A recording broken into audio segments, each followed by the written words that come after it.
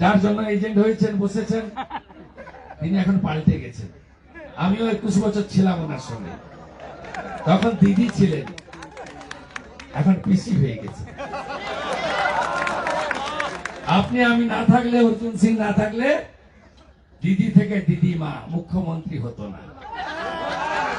তখন ভাইপো ছিল না, ভাইপো নেমেছে 11তে। আমরা মাঠটার খেয়ে লোকজন মরে টরে গিয়ে রাস্তা পরিষ্কার করেছি। গাঁয়ের একটা কথা আছে, হদ কাটবে কেউ, ওই খাবে কেউ।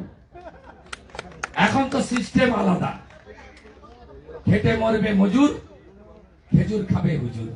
বিজেপির নেতা শুভেন্দু অধিকারী যে মমতা ব্যানার্জি দিদি থেকে ঠাকুমা হয়ে যেতেন তিনি যদি না থাকতেন, তা তুমি তো গেছো 2020-তে। মমতা ব্যানার্জি 21-এ জিতলো কি করে? 24-এ জিতলো কি করে? 23-এর পঞ্চায়েতে জিতলো কি করে? আর এদের কপাল দেখুন, জবে থেকে এই এলিমেন্টটা বিজেপিতে গেছে, একটা নির্বাচনও বিজেপি জেতেনি। 2020-তে উপনির্বাচন হেরেছে, 2021-এ বিধানসভা হেরেছে, 2022-এর পুরসভা হেরেছে, 2023-এর পঞ্চায়েত হেরেছে, 2024-এর লোকসভা হেরেছে, 2025-এর উপনির্বাচন হেরেছে। গত এক বছরে 11টা উপনির্বাচন হয়েছে বাংলায়, 11-0 তৃণমূলের পক্ষে হয়েছে, 11টাতেই বিজেপি হেরেছে। কি অবস্থা এদের! আগে বিজেপির রাহুর দশা চলছিল, শনির দশা, আর এখন কেতুটা গিয়ে কেতু আর শনির দশা সংযোজিত হয়েছে। জবে থেকে গেছে সব নির্বাচন হেরেছে। এরা নাকি বাংলায় আবার অপারেশন সিন্দুর করবে, অপারেশন বেঙ্গল, মানে কি এমএলএ কেনাবেচা করবে।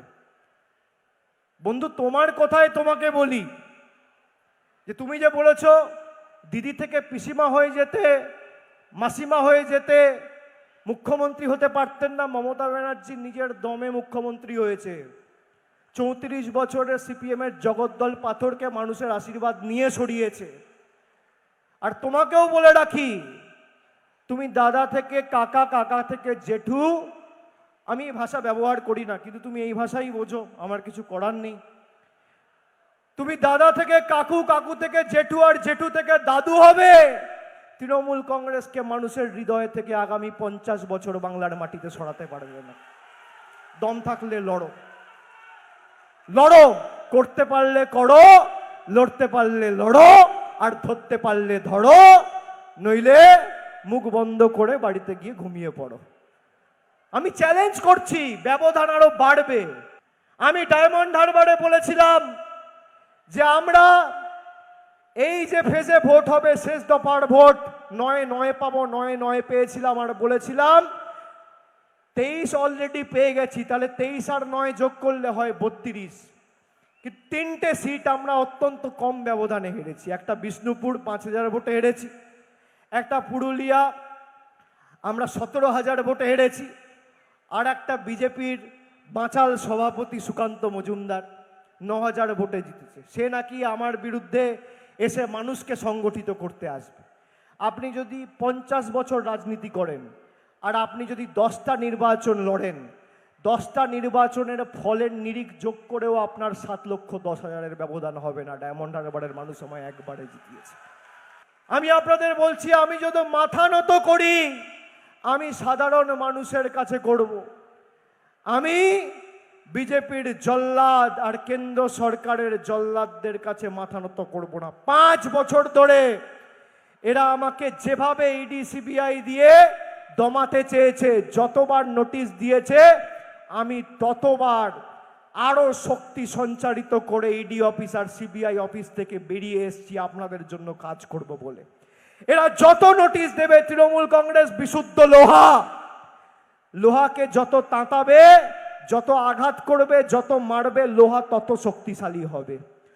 তুমি যত আঘাত করবে, তৃণমূল কংগ্রেস দলটা তত শক্তিশালী হবে। আর আমি আপনাদের কথা দিচ্ছি, 2026-এর ভোট, 2021-এ তো বিজেপির চাকাটা 77-এ আটকে গেছিল, এবার 50-এর নিচে থাকবে, কথা দিয়ে গেলাম। 2026-এর লড়াই আমি ভবিষ্যৎবাণী করি না, আর যদি ভবিষ্যৎবাণী করি, আমার ভবিষ্যৎবাণী ঈশ্বরের কৃপায়, আশীর্বাদে, মানুষের ভালোবাসায় অল্প হলেও মেলে। আমি তারিখ ধরে বলতে পারি না, অমুক তারিখে এই হবে তাই হবে। কিন্তু আমি যদি বলি যে 2019-এর তুলনায় তৃণমূলের আসন সংখ্যা 2024-এর ভোটে বাড়বে, সেটা বেড়েছে।